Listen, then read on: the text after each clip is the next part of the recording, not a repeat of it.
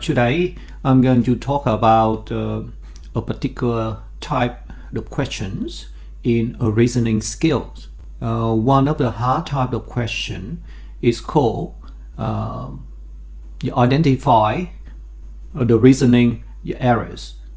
Now this kind of question is actually quite difficult. So what I'm doing is to come up with a video that explain the most popular type of errors that people make. Okay, now the first one is really simple. Jumping to a conclusion.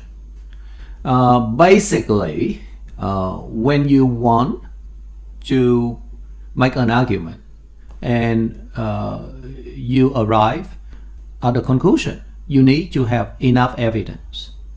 Now, this kind of error happen when you don't have enough information and you just jump straight to the conclusion.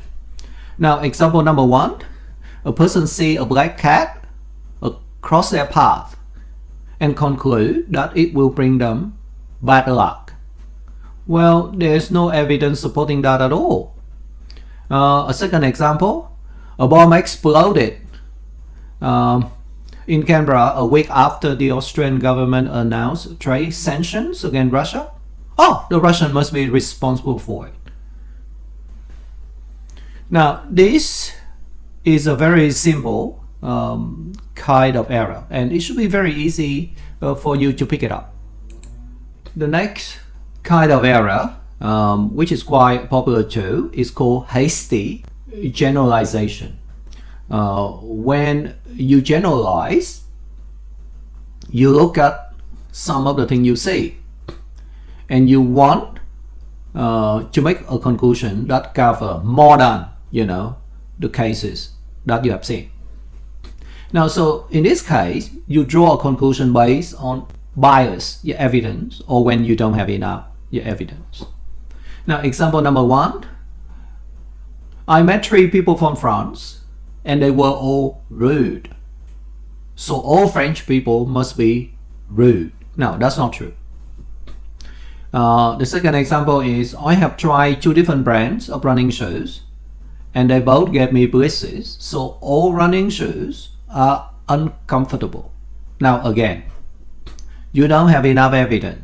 You are using a sample only 2 shoes.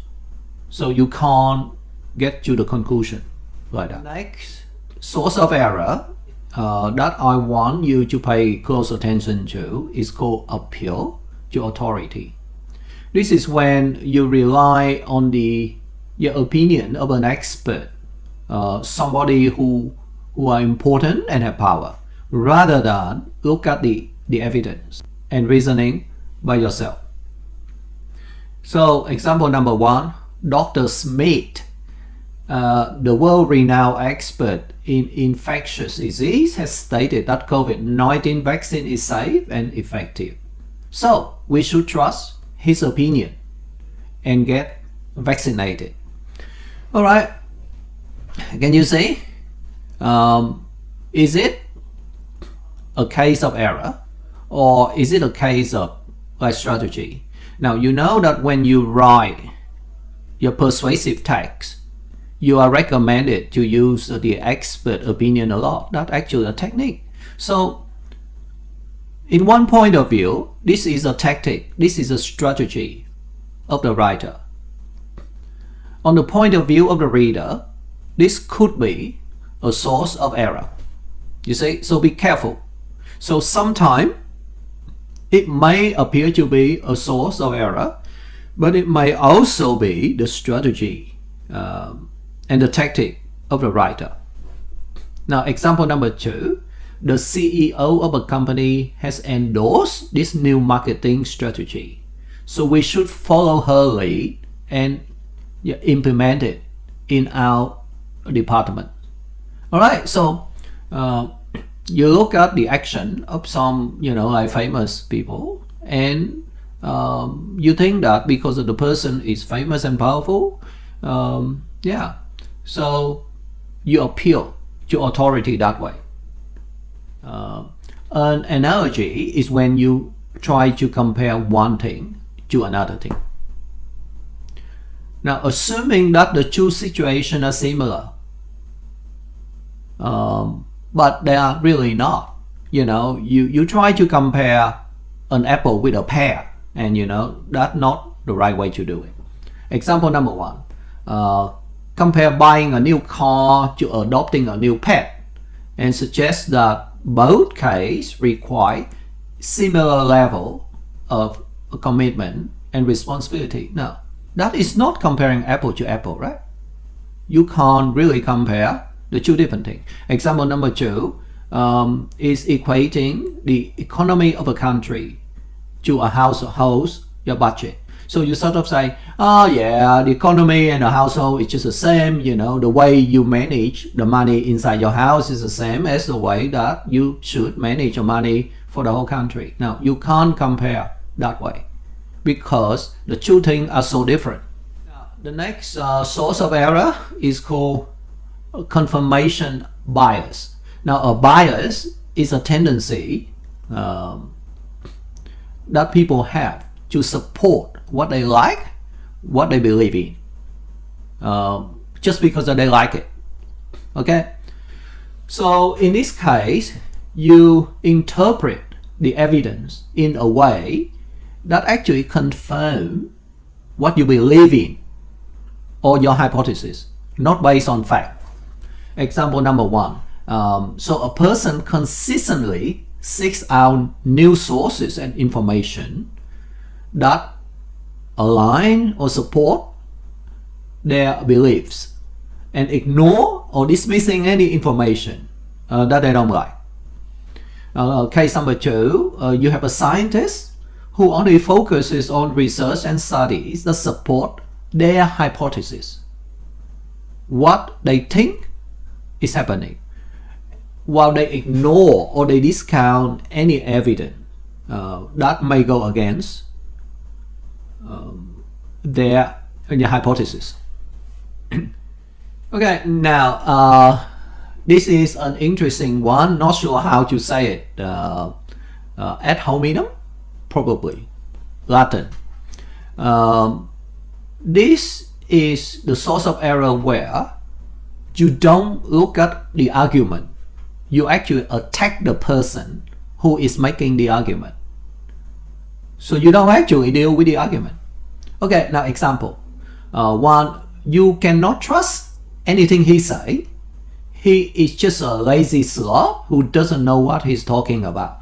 So in this case, you insult someone and you just attack that person without looking at what the person actually say. Now another example, you cannot learn anything from him. He's just a know-it-all who thinks he's better than everyone else. So again, see, so you attack somebody, you don't actually look at the argument. The idea of bandwagon is that everybody is doing something, so you want to join it. Now in this case, you argue that something must be true or good because many people believe or support it. Now example number one say, everyone is buying the new iPhone, so you should too. Well, clearly this is a bandwagon. Well, everyone is doing it, so you should do it too. Now example number two, all the cool kids are going to the party, so you should come with us. The same idea. The next one is called straw man fallacy. In this one, you misrepresent or oversimplify your opponent's argument in order to make it easier for you to attack. So essentially, you look at what the opponent say and you actually change it to something easier and simple or stupid, and so it makes it easier for you to attack. Now person A say, I believe in helping the environment by reducing our carbon emissions. And person B say, so you want everyone to go back to living in caves and wearing leaves? That's not realistic. So person B is making the mistakes here. Well, person B is take the argument from person A and make it simple and stupid. to make it easy to attack. Now, look at it. Is it really a source of mistake? Or the person B might deliberately want to do that? So it could be a tactic, it could be a strategy to make the reader feel that the other argument is so stupid. You know, that sort of thing. So it could be a tactic, right? In example number 2, the person A, I think we should consider raising the minimum wage to help low-income workers. And person B, is it a tactic, strategy, or is it a mistake? Well, person B says, so you want to bankrupt small businesses and cause unemployment? That's not the solution. Now, clearly, a lot of people do this. They deliberately do this. But when you are the audience, you are the person who listens, you should be able to detect the problem, appeal to emotion, using emotional manipulation to persuade rather than using evidence and logical reasoning. Now, this is actually interesting because when you write persuasive text, this is one of the most popular techniques, really. You try to appeal to emotion when you write persuasive text. So this is a strategy, this is a tactic, right? But as the reader and listener, what you should do is to pay attention and detect this sort of issue. Okay, example number 1. How could you not support this charity and help these poor children in need? It's heartless to turn a blind eye to their suffering. So see, this is really pulling the heartstring here. This is really, appeal to feeling. And this is a strategy. A lot of writers will do that. But it's your job as a reader to know that they do it. Well, example number 2. Think of the children. We need to pass this law to protect them from harm. Again, the same thing. Persuasive writing, you do this all the time. But as a reader, you need to be aware of this. Alright, this one is interesting. This is called slippery slope. Now, this one is interesting. It seems to be a strategy of some of the writers actually.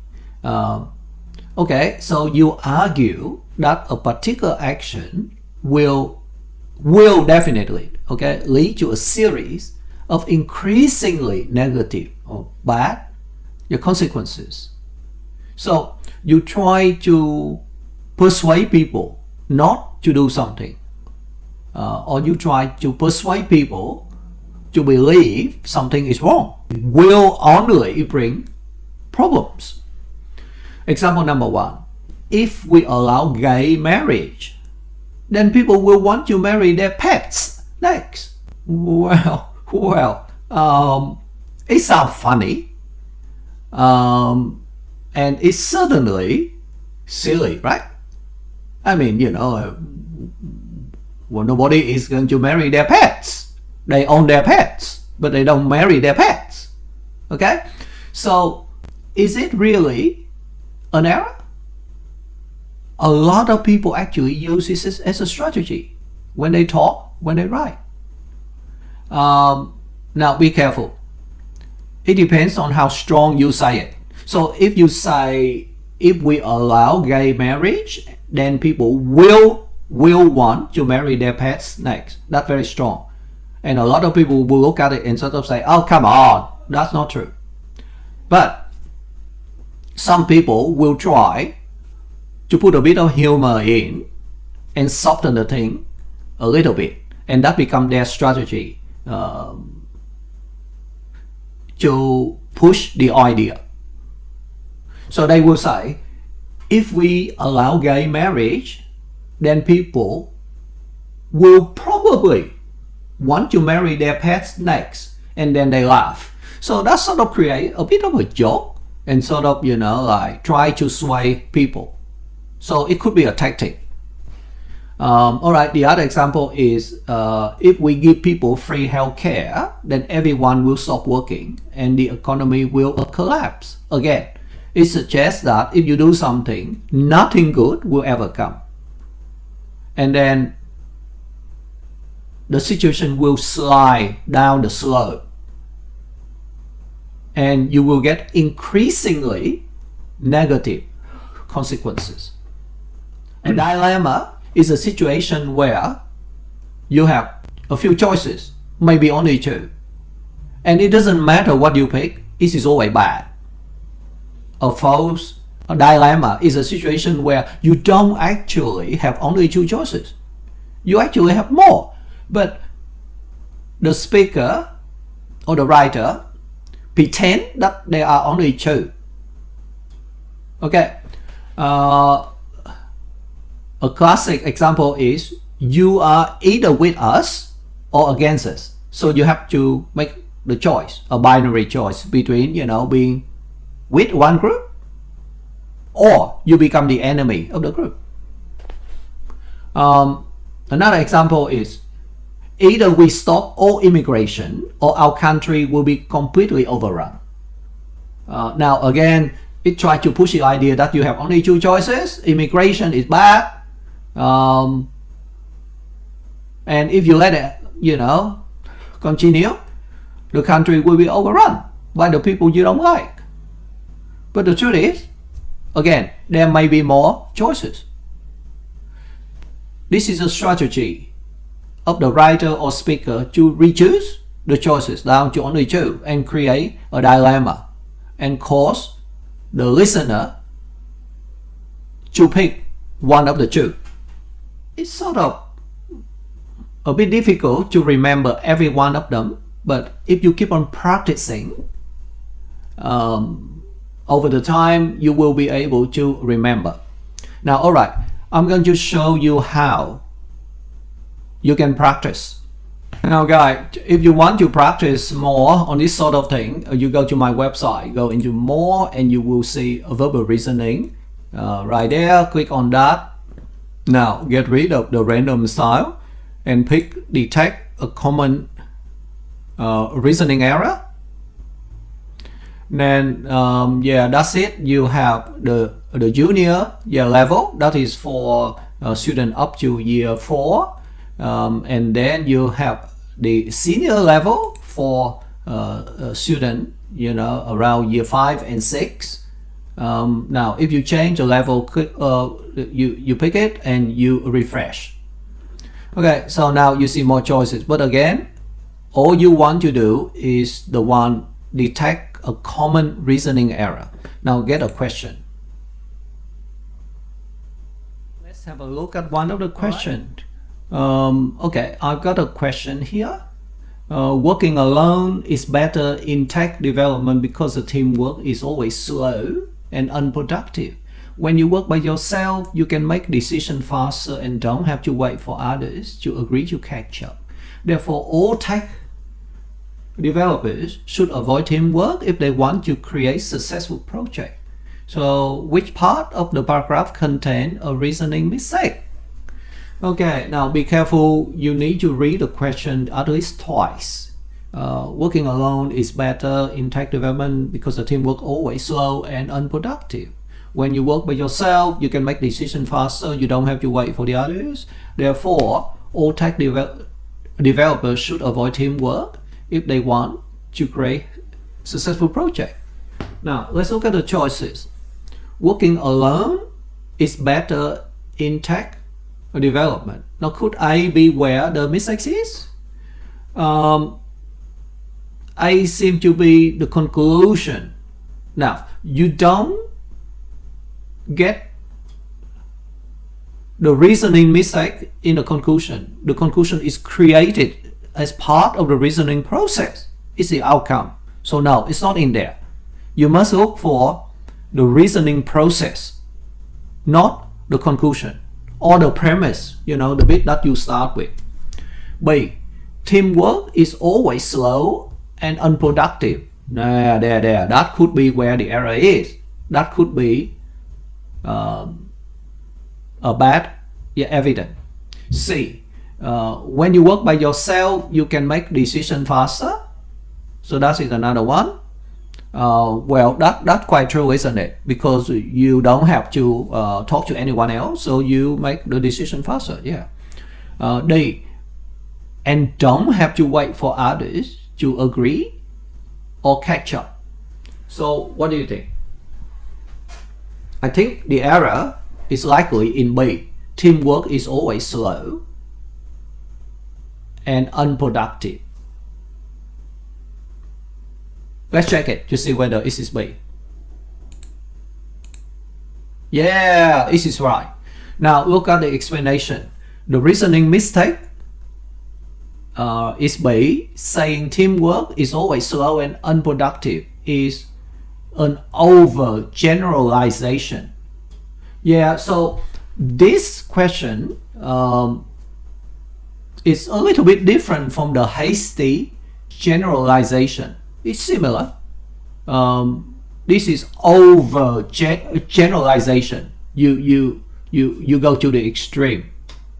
This is on the topic of renewable energy in school. Renewable energy project in school don't teach innovation because the kids can just learn about renewable energy from books or video instead. These projects are also very costly, and the school should spend their money on other things like computers or sport equipment, which are just as important. Okay, so where is the error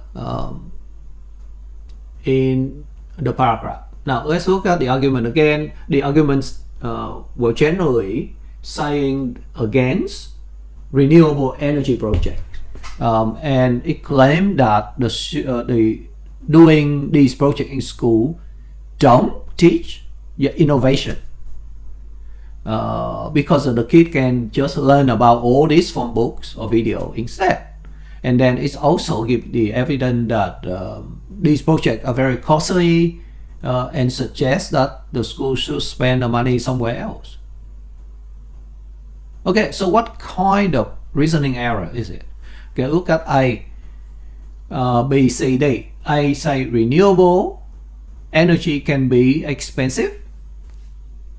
B, renewable energy projects are not worth doing at school. That seems to be a conclusion, B, so that's probably not the answer. C, watching video and reading book are the same as hands-on project. D, school spending money on computer and sports equipment instead. So D is actually what the writer suggests should be done. So again, D cannot be where the error is. The error must be in the reasoning and the evidence, not in the conclusion or the topic, your sentence. So I think D is not it. Now this argument make a claim that the kids can learn about renewable energy just from watching book or video, right? So that's the reason for the argument, and I think C is where the error is, because if you believe in C, what it means is that you assume that just by watching the video and reading the book, and that would be enough. You don't need to do anything else. So it seems that there is an assumption that is a problem here. Okay, now let's see whether C is the answer. Click on check. Yes, it is. Now explanation. The error in reasoning is that watching video and reading book are suggested to be the same as hands-on your project. Oh, can you see this is actually false analogy? Yeah, you see, this is actually false analogy. You have the two situations. You try to compare the two things that are very different, and you pretend that they are similar, but they are not. Okay, so the assumption. Now, if you want to really improve your verbal reasoning, use the module to practice all different kinds of questions. But do plenty of questions, and when you do the question, try to find the kind of error and identify them, get the correct name. Now by practicing and doing this kind of thing, you are going to become very, very good at it. Okay? So this is something that you must do to improve your verbal reasoning.